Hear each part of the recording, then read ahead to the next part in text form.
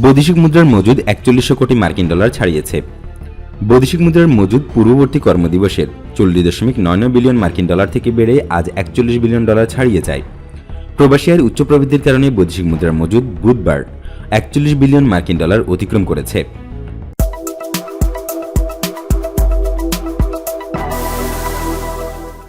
বাংলাদেশ ব্যাংকের জ্যেষ্ঠ কর্মকর্তা বাসসের সঙ্গে আলাপকালেই বলেন, সাম্প্রতিক মাসগুলোতে আমদানি ব্যয় হ্রাস, দেশে প্রবাসীদের পাঠানো আয় প্রভাব বৃদ্ধি পাওয়ায় বৈদেশিক মুদ্রার মজুদ ৪১ বিলিয়ন ডলারে পৌঁছানোর পক্ষে সহায়ক হয়েছে। তিনি বলেন, বাণিজ্যিক ব্যাংকগুলো অব্যাহতভাবে মার্কিন ডলার ক্রয় করাতেও এটি বৈদেশিক মুদ্রার মজুদ বৃদ্ধির পেছনে সরাসরি ভূমিকা রেখেছে। এর আগে অর্থমন্ত্রী আহম মুস্তফা কামাল বলেছেন, ২০২১ সালের ডিসেম্বরের মধ্যে বাংলাদেশের বৈদেশিক মুদ্রা রিজার্ভ ৫০ বিলিয়ন ডলারে পৌঁছে যাবে।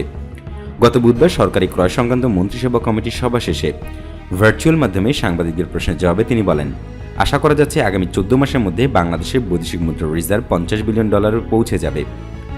কামাল বলেন, দেশের বৈদেশিক মুদ্রার রিজার্ভ বৃদ্ধি অব্যাহত থাকবে। রিজার্ভের অর্থ দেশের অবকাঠামো উন্নয়নে ব্যবহার হবে কিনা জানতে চাইলে অর্থমন্ত্রী বলেন, ভালো প্রজেক্ট সরকার স্পন্সর হিসেবে থাকতে পারে।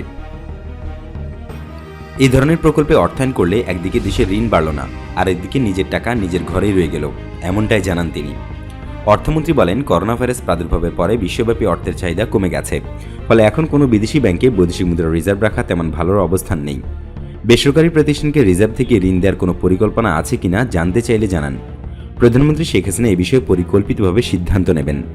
বৈদেশিক রিজার্ভ ব্যবস্থাপনাকে তার চিন্তাভাবনার ফল উল্লেখ করে অর্থমন্ত্রী জানান, বাংলাদেশের বৈদেশিক মুদ্রার রিজার্ভ ৩১ বিলিয়ন ডলার থেকে ৩৬ বিলিয়ন ডলার, তারপরে ৩৯ বিলিয়ন ডলারে এবং সর্বশেষ ৪১ বিলিয়ন ডলারে পৌঁছেছে।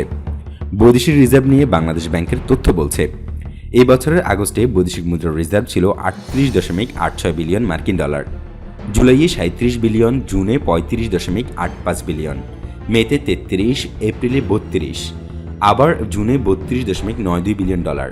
সেই তুলনায় ২০১৯ সালের আগস্টে মুদ্রার রিজার্ভ ছিল ৩২.৯২ বিলিয়ন ডলার। রেমিটেন্স এবং রপ্তানি প্রবৃদ্ধি ছাড়াও বিশেষজ্ঞরা বলছেন, বাংলাদেশের বৈদেশিক মুদ্রার রিজার্ভ বৃদ্ধিতে বিশ্বব্যাংক, IMF, ADB, জাইকা এবং AIIBA থেকে পাওয়া ঋণ সহায়তার ভূমিকা রয়েছে।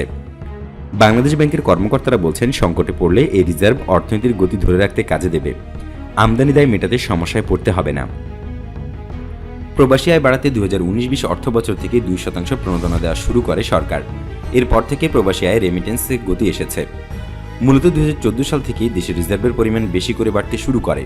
ওই বছরের ১০ এপ্রিল রিজার্ভ ২০০০ কোটি ডলার ছাড়িয়ে যায়।